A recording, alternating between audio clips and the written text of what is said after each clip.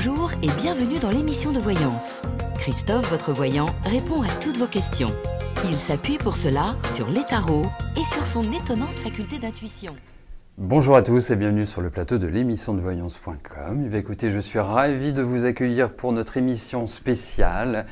Émission plus longue, émission au cours de laquelle nous parlerons de la nouvelle lune qui a eu lieu hier soir et qui est également une éclipse. Donc nous verrons d'ici un petit quart d'heure, 20 minutes, ce qu'elle va nous apporter et les écueils qu'il faut éviter avec cette nouvelle lune. Voilà, mais dans l'immédiat, comme je le fais depuis bientôt 10 ans, je vais répondre en direct aux questions qui apparaîtront sur mon écran et je souhaite que les réponses que je vous donne vous permettront d'avancer positivement. Allez, c'est parti, on va commencer avec la question de Sophie. Sophie, bonjour. Est-ce que je peux vous dire pourquoi vous vous entichez toujours d'hommes pas libres ? Alors, effectivement, votre question est parfaitement claire, il faut quand même le dire, il n'y a rien à dire sur cela. La seule chose, c'est qu'effectivement, le fait de rencontrer toujours des hommes mariés ou des hommes qui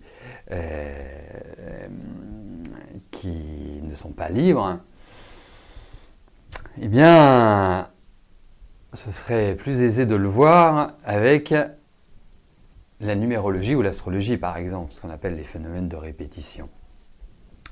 Donc, on va regarder quand même avec le tarot ce qui se passe. Allez. Voyons cela. Donc, nous partons sur un tirage plus psychologique.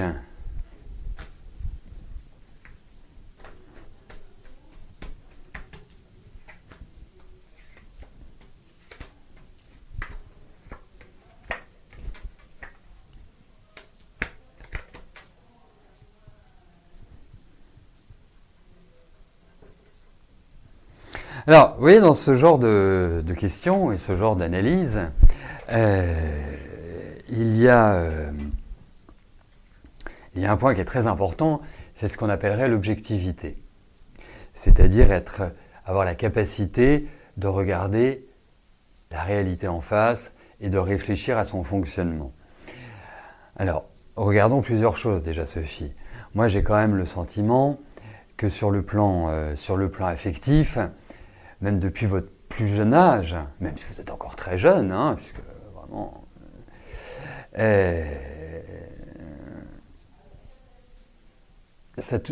votre vie affective est un peu en dents de scie, si vous voulez. C'est très très bien, catastrophique, très très bien, catastrophique, très très bien, catastrophique, très très bien, catastrophique. Enfin, c'est un petit peu cette ambiance-là, disons-le. Et puis, il est vrai que vous êtes aussi quelqu'un qui aimait avoir votre tranquillité d'une certaine manière. Donc, quand vous avez un homme à demeure, c'est aussi valable pour les femmes, bien évidemment. Quand vous avez votre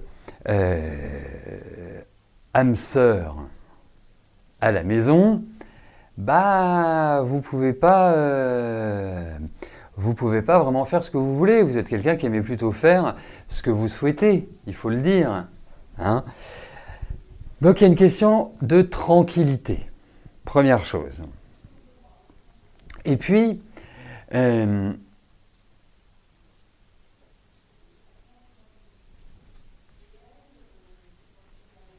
il y a aussi la notion de contrainte qui est apparente.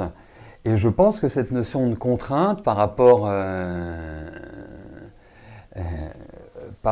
à l'autre est le deuxième point important. Alors, moi, je vais vous dire une chose. C'est que même si dans votre vie vous avez besoin souvent de renouvellement, donc ça veut dire que vous vous ennuyez, vous aimeriez avoir quelque chose de classique, mais vous aimeriez vivre harmonieusement, vous aimeriez vivre dans l'équilibre, mais quelque part dans votre tempérament, ça ne vous pousse pas à le faire. Vous voyez? Donc il y a peut-être un travail aussi là-dessus pour remédier à ces problématiques. Après, moi, je voudrais savoir si vous avez des enfants. Ça m'intéresserait vraiment de savoir si vous avez des enfants.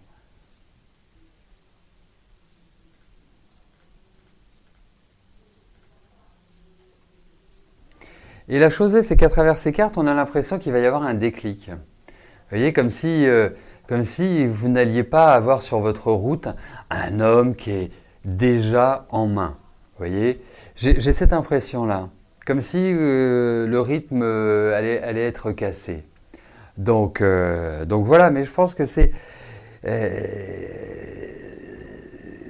aussi... et je pense aussi que les hommes que vous avez rencontrés jusque-là, s'ils avaient célibataires, ne vous conviendraient pas non plus.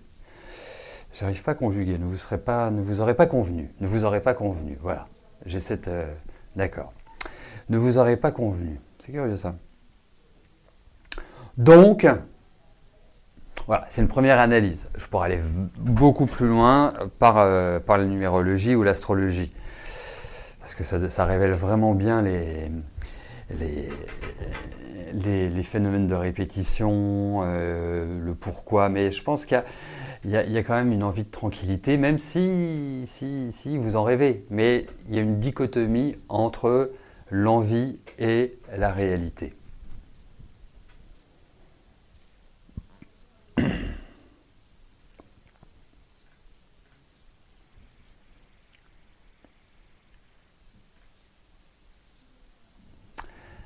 Karine, bonjour. Vous emménagez en métropole en août. Est-ce que je peux vous dire si vous allez trouver du boulot rapidement? Vous êtes dans le médical. En août, d'accord.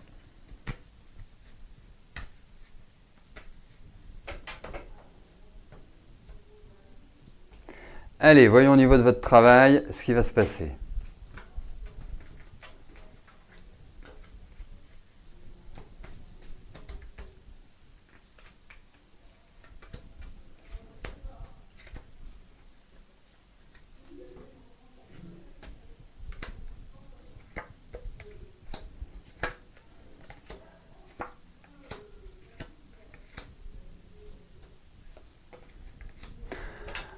Alors, pour moi, avant de vous installer, enfin, pas de vous installer, mais avant de trouver un travail, avant d'être dans un rythme plutôt rectiligne et plutôt positif et cool, je pense que quand vous allez arriver en août, vous allez avoir pas mal de choses à voir. Parce que j'ai l'impression qu'il y a plein de choses au niveau familial. Alors je ne sais pas si votre famille est en France ou voilà, je ne connais pas votre environnement, mais il y a cette notion-là qui ressort. Le deuxième point, médical, c'est parfait, il n'y a pas de souci, vous trouverez. Alors, je pense que vous allez trouver quelque chose, mais je pense que vous en changerez ou que vous évoluerez. C'est-à-dire que ce que vous allez trouver n'est pas une finalité, ce sera une étape, à mon sens. Je pense également que vous rentrez,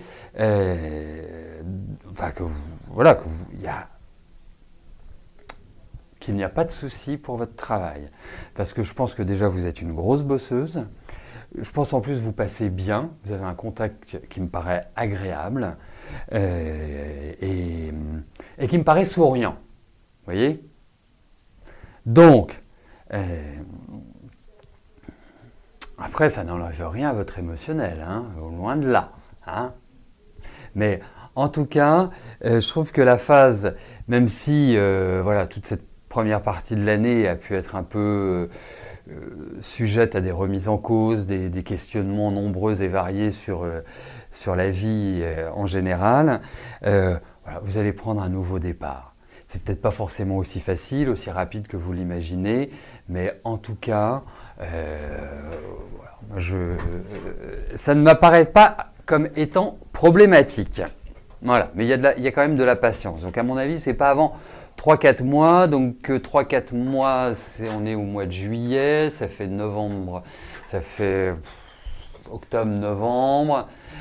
Vous arrivez en août, oui, on va dire fin de l'année, début de l'année prochaine. Voilà. Mais je pense qu'il va y avoir pas mal d'autres préoccupations également. C'est peut-être ça qui va ralentir le mouvement. Mais en tout cas, travail, il y aura.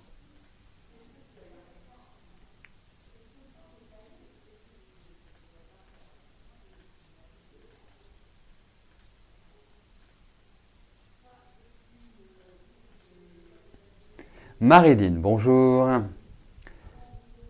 Est-ce que je vois la naissance d'un nouvel amour? Allez.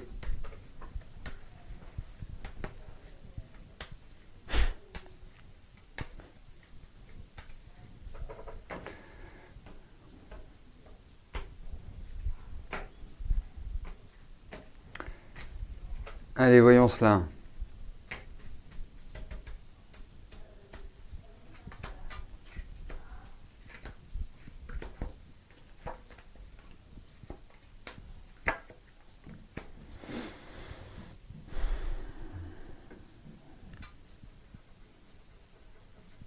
Alors, déjà, moi, je trouve que dans un premier temps, effectivement, il y a l'idée de pages qui sont tournées. C'est-à-dire que le passé restera le passé.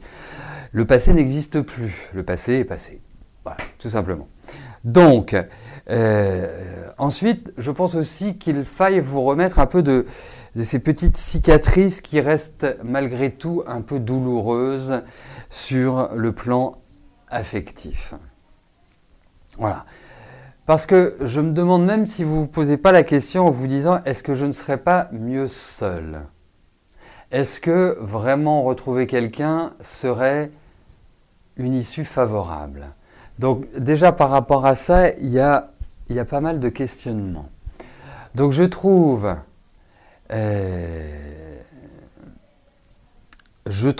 que malgré tout cela, l'envie est là. Je trouve que la période là qui s'ouvre est une période idéale pour justement penser ses plaies de manière définitive et derrière pour aboutir effectivement à la naissance d'un nouvel amour. Voilà. Donc je pense qu'il n'y a pas de souci de ce côté-là. Après, nous verrons si cet amour est vraiment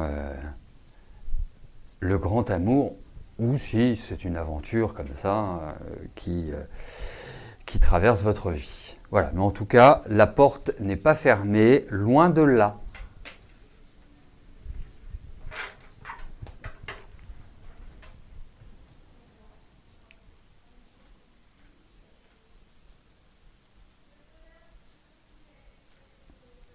Nelly, bonjour. Alors, le nombre d'heures a été augmenté pour que votre maman soit maintenue à son domicile alors qu'elle vient d'être hospitalisée 2 fois. Pour l'instant, ce plan de maintien a l'air de fonctionner. Est-ce que cela va être pérenne ou je la vois intégrer une maison de retraite? Alors, sachez une chose, c'est que l'interprétation du tarot ne supporte pas les mots si et les mots ou. Voilà. Puisqu'en fait, il faudrait poser 2 questions. Mais déjà, on va regarder si le plan de maintien de maman à domicile s'avère être pérenne.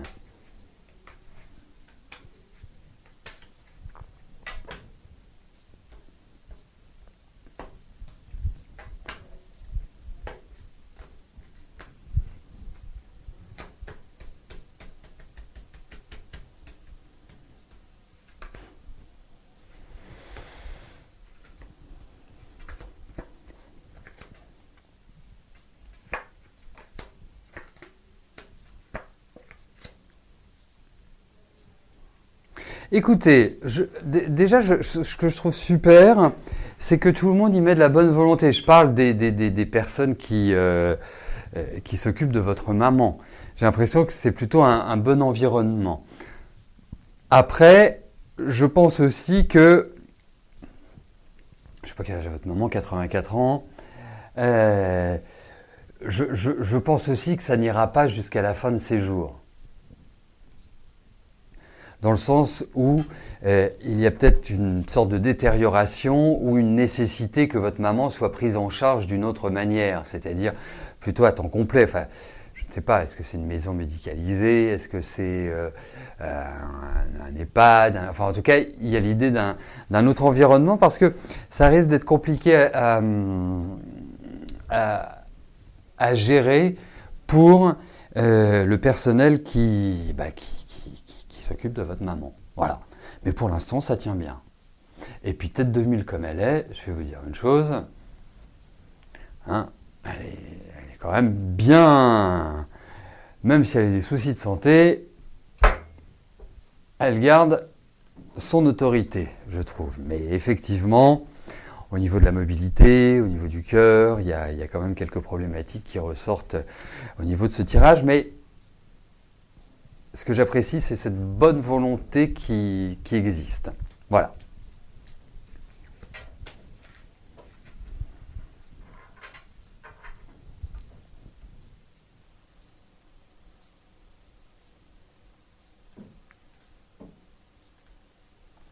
Véronique, bonjour. Que devient en général votre fils Marc David? Vous ne nous êtes plus parlé depuis 12 ans. Bon, alors, il y a une chose aussi qui est importante dans l'émission, c'est qu'il faut poser des questions précises. Vous voyez? Vais-je déménager? Vais-je rencontrer quelqu'un? Vais-je réussir mon examen? Vais-je être augmenté? Voilà. Des tas de questions comme ça, simples, mais précises. Après, si vous voulez avoir une vue d'ensemble, ça, en privé, ça ne me pose aucun problème, je n'ai pas besoin de questions, si vous voulez. Voilà. Allez! Voyons comment va votre fils. Alors là, après, ça va être la grande découverte. Je ne sais pas ce qui va ressortir. Ah, sa santé. Ok. Allez, la santé.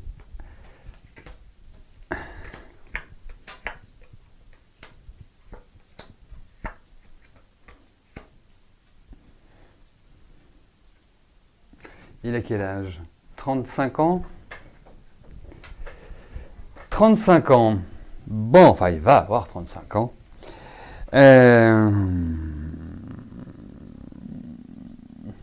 Je le trouve extrêmement fatigué.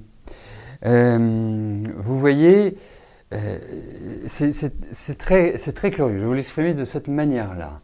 C'est que c'est un garçon qui a un corps qui est extrêmement solide, mais qui est sujet à plein de problématiques. Vous voyez, c'est quelqu'un qui va avoir, entre guillemets, toujours pas mal de petits trucs qui dysfonctionnent. Vous voyez, par la suite, il faudra qu'il surveille, parce que 34 ans ou 35 ans, mais il faudra qu'il surveille tout ce qui est au niveau digestif, tout ce qui est au niveau du cœur.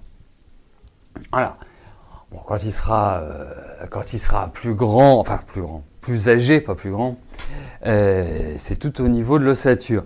Mais effectivement, je trouve que sa santé n'est pas exceptionnelle. C'est comme s'il y avait l'idée d'examen, c'est comme si il peut y avoir un petit problème physique. Est-ce qu'il s'est cassé quelque chose? Voilà, parce qu'il peut être coutumier du fait également, où il s'est démis quelque chose, où s'est pété les ligaments. Enfin voilà, il y a quelque part cette notion-là. Donc énergétiquement, en ce moment, c'est pas pour la vie ce tirage-là, bien évidemment, mais énergétiquement, c'est plutôt moyen. Voilà.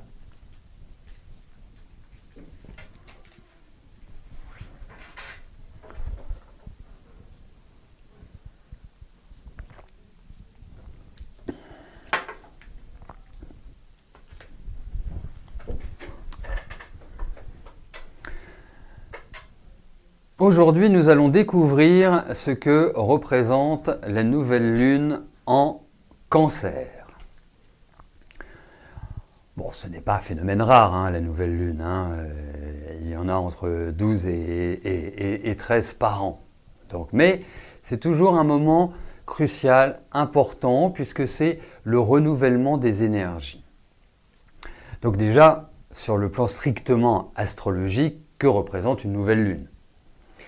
C'est très simple, c'est quand la lune et le soleil se retrouvent dans un même signe, au même degré. Donc là, en l'occurrence, le soleil et la lune sont en Cancer. Pourquoi une nouvelle lune et à quoi sert-elle? D'une manière générale, une nouvelle lune est le moment idéal pour démarrer de nouveaux projets, pour faire de nouvelles rencontres, pour s'exprimer, pour imaginer. Il y a une sorte de stimulation des énergies. Vous pouvez le constater 2 jours avant, 2 jours après. Il y a plus d'énervement, on est plus impatient, on est moins dans une dynamique de, de réflexion et de lâcher prise. Bien au contraire. En revanche, une fois que la nouvelle lune a eu lieu, je dirais que 2 jours après, c'est important d'aller de l'avant. C'est important de prendre en main sa destinée, de mettre en place et de lancer ce que l'on souhaite mettre en place et lancer. Puisque, bien évidemment, cela dépend aussi de notre thème personnel, mais c'est une période où les événements nous sont favorables. Donc, il est important de prendre le taureau par les cornes. Alors, cette nouvelle lune se situe en Cancer. On va faire un petit historique du signe du Cancer. Déjà, c'est un signe féminin. C'est un signe cardinal. C'est un signe de gestation, de croissance, de naissance. Associé à la Lune, puisque chaque signe est en relation avec une planète, ou deux, selon les cas, la Lune va apporter une sensibilité, une émotivité, de la réceptivité, des humeurs changeantes, de la versatilité et une certaine vulnérabilité émotionnelle. Souvent, les cancers ont une excellente mémoire et une très grande imagination. Donc, le cancer est attaché aux valeurs du passé, aux traditions, aux habitudes, à la famille, à la protection de son environnement. Ça peut aussi être de la possessivité envers ses proches.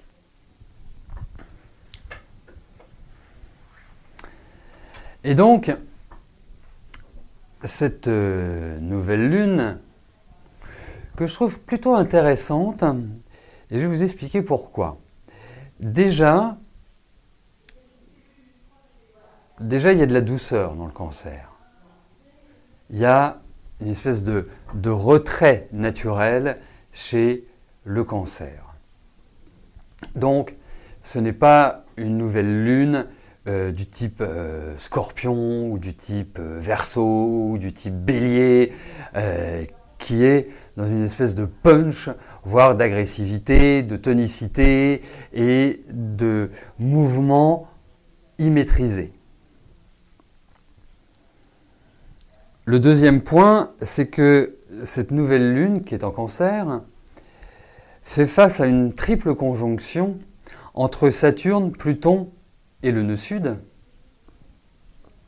en Capricorne, bien évidemment. Signe opposé du cancer, c'est le Capricorne. Le Capricorne, c'est la structure, c'est le social, c'est la rigidité, c'est tout ce que l'on veut, ce sont les modes de fonctionnement. Ça représente également le papa au même titre que le cancer représente la maman en analogie avec les maisons 4 et les maisons 10.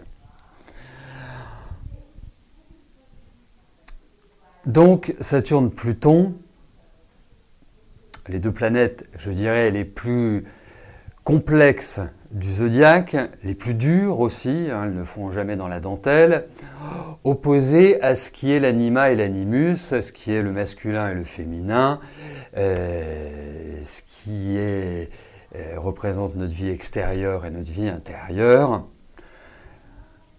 Ça présente un intérêt très très marqué. Alors,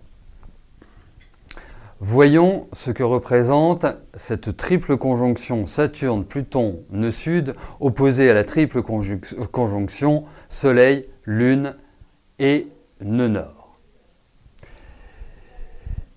Il existe dans cet aspect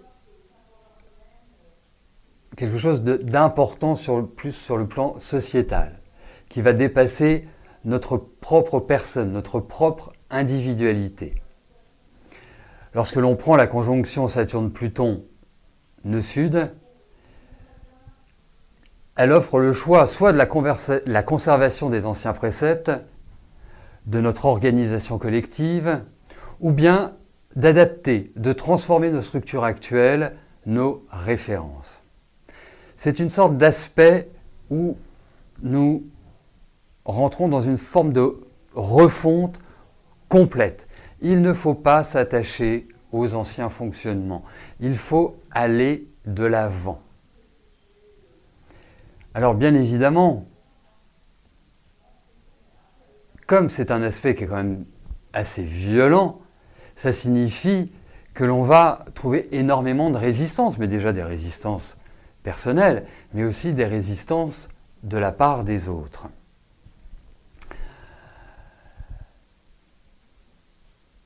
Ça augurera aussi de bouleversements assez radicaux. Cette conjonction, je réfléchissais parce que je vous en ai déjà parlé de cette triple conjonction. Cette conjonction a eu lieu au mois de mai. Alors, dites-vous une chose, c'est qu'en général, ce type de conjonction, surtout entre des planètes lentes, se reproduisent 3 fois. Et c'est au 3e passage que là, si on n'a pas accompli ce qui devait être accompli, eh ben, c'est le coup près. On est obligé de le faire. Et quelque part, Pluton et Saturne, surtout qu'il y a au demeurant un carré Neptune-Jupiter, peut apporter un certain trouble dans notre perception des choses. Ça peut laisser la place aussi à des personnes mal attentionnées, des gourous, des prometteurs de beaux jours, enfin tout l'éventail de la malhonnêteté est présente dans cette relation d'aspect. Après, il y a quand même une chose qui est importante, c'est que cette conjonction Soleil-Lune est au sextile d'Uranus, qui est la planète de la liberté. Donc, que va-t-elle apporter? D'agréables surprises.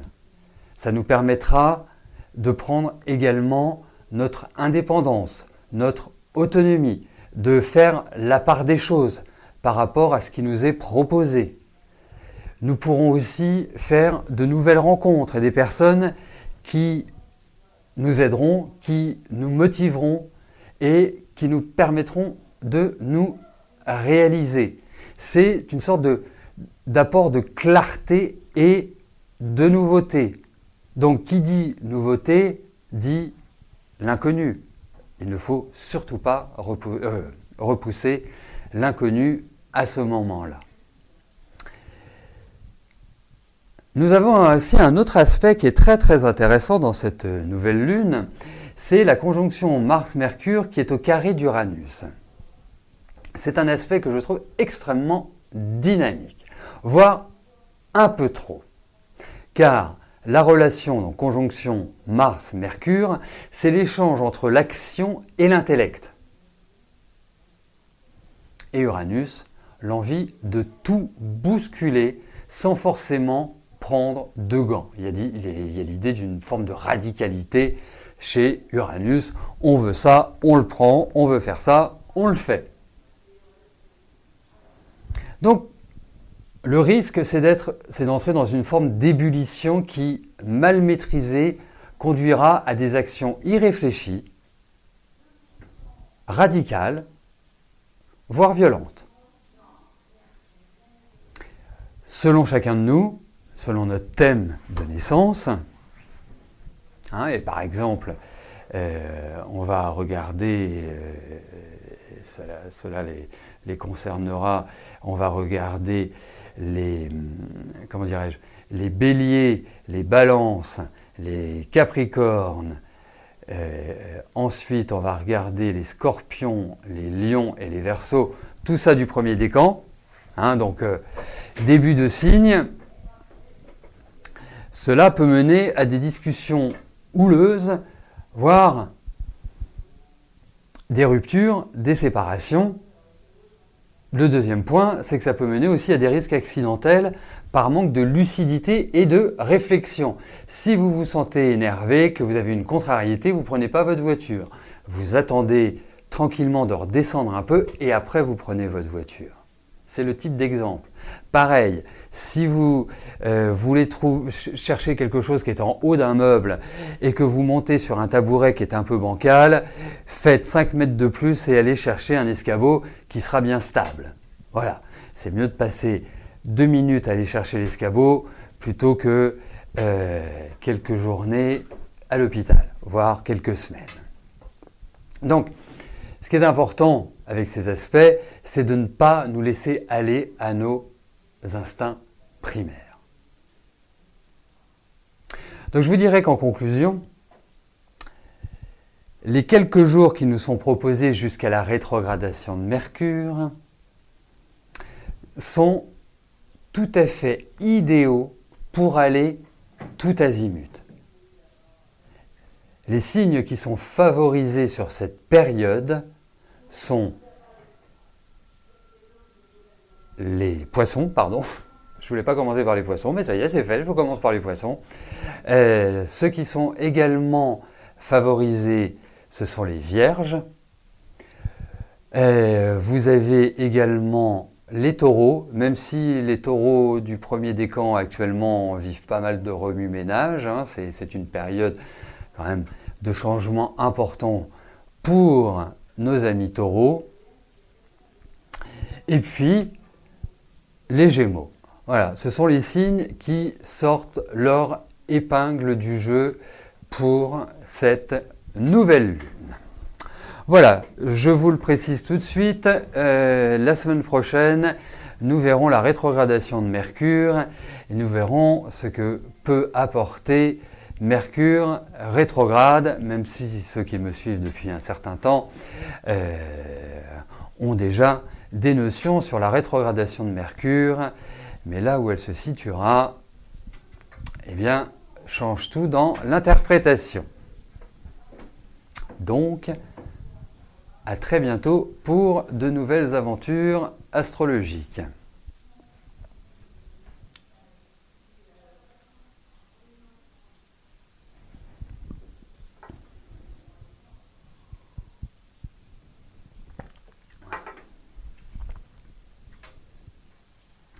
Bon ben voilà, on peut continuer, enfin je peux continuer à répondre à vos questions bien évidemment.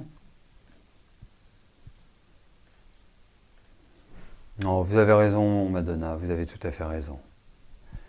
Allez, on poursuit. Jocelyne, bonjour.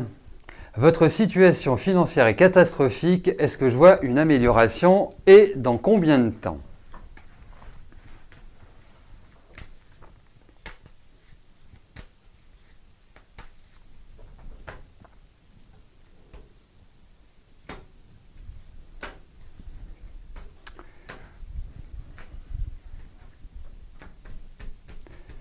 Allez, voyons pour votre situation financière.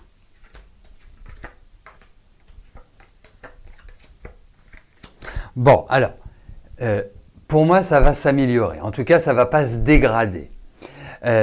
Vous n'allez pas vers la catastrophe. Même si je sens quand même que vous allez avoir une certaine pression. Comme si, voilà, comme si on exerçait une sorte Alors, est-ce que vous avez des crédits? Est-ce qu'il y a des choses qui font que, eh bien, vous soyez dans une forme de difficulté à l'heure actuelle? Mais il y a comme des mauvais courriers ou des choses qui font que vous vous sentez un peu prise à la gorge, pardon. Mais l'issue est favorable. Alors, dites-vous que ça va prendre du temps, qu'il faut être continuer à être sérieuse, continuer à faire ce que vous savez faire, c'est-à-dire ne pas être cigale, parce que je pense que vous arriverez à retrouver un meilleur équilibre. Mais c'est pas comme ça du clic-clac automatique. L'idée, c'est que oui, mais je pense que vous allez encore traverser cette année avec un peu à vous faire un peu de mouron, disons-le. Mais bon, l'essentiel, c'est qu'au final, vous y trouviez une sorte de meilleur équilibre par la suite. Marlène, bonjour.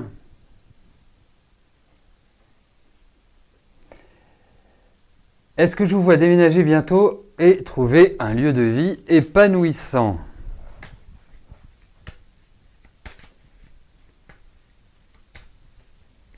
Allez.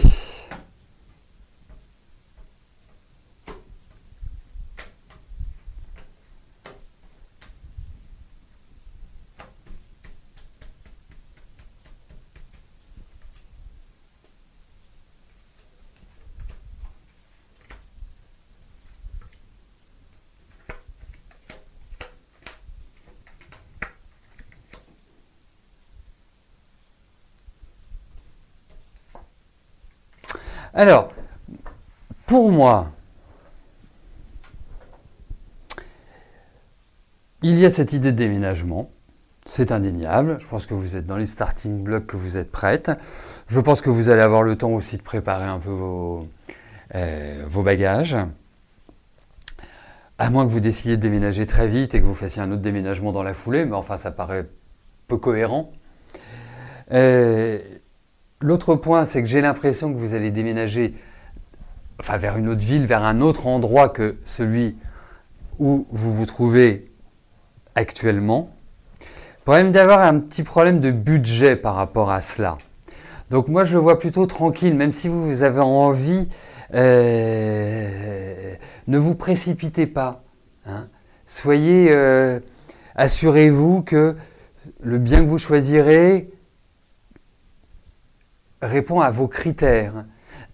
Examinez le voisinage, parce qu'il peut y avoir des mauvaises surprises. C'est pour ça que je vous dis, prenez votre temps. Voilà, pas de précipitation. Mais mon sentiment, c'est qu'effectivement, vous allez déménager, vous allez trouver un endroit sympa. Il y a l'idée de quelque chose de chaleureux, quelque chose de lumineux, enfin vraiment, non, sympa. Voilà.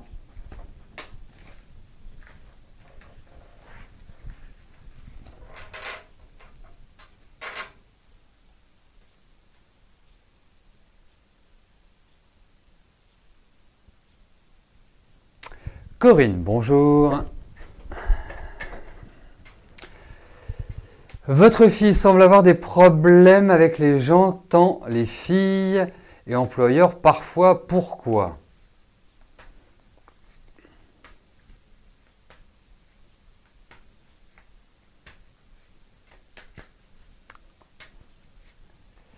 Allez.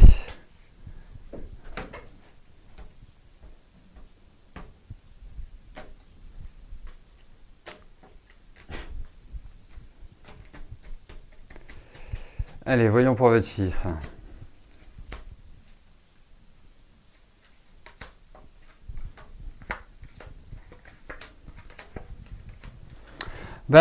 je vais vous dire très clairement, je pense qu'il se sent différent. Je pense qu'il se sent comme un extraterrestre sur cette terre. Et je pense que c'est là que se trouve l'idée de ces difficultés relationnelles. Vous voyez, c'est comme si en fait il n'était pas dans sa tête capable de s'intégrer, entre guillemets, à cette société. Elle ne lui convient pas. Il est très bien, hein, votre garçon. Hein. Bon, il n'est pas toujours évident à gérer. Hein, et puis, c'est pas non plus quelqu'un qui communique facilement. Déjà, c'est pas... Vous voyez, pour le faire parler, il faut déployer quand même une énergie assez puissante. Donc, c'est un petit peu ça. Moi, je pense qu'il est un peu déboussolé par le monde. Enfin, c'est le rapport entre le monde et lui, les gens et lui. Il ne se sent pas dans son élément. Voilà. C'est ni plus ni moins que cela, à mon sens. Hein. Ben, vous savez, ce qu'il doit acquérir, c'est une forme de joie de vivre.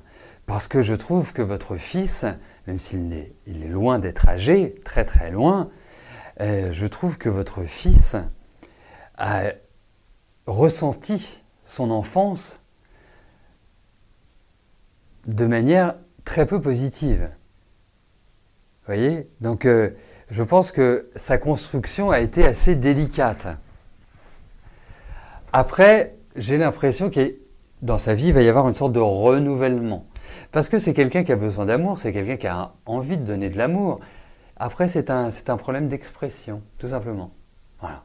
Mais je pense qu'il y a un travail à faire pour lui sur le plan psychologique. Il peut parler avec un thérapeute, c'est pas forcément un psy, hein, il n'a pas de problème, je pense, psychologique outre mesure. Je pourrais être beaucoup plus complet avec la numérologie, c'est ce que je disais en introduction. Hein. Sur les aspects psychologiques, vaut mieux utiliser la numérologie et l'astrologie, c'est franchement très pertinent et on voit tout ce qui, tous les éléments, tout ce qui peut ressortir.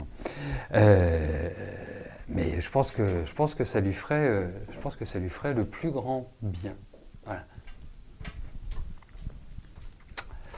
Voilà, bah écoutez, nous arrivons au terme de notre émission. Je vais vous souhaiter à tous une excellente fin de journée et je vous donne rendez-vous pour notre prochaine émission vendredi 5 juillet. D'ici là, portez-vous bien et je vous dis à plus tard. Merci, bye bye.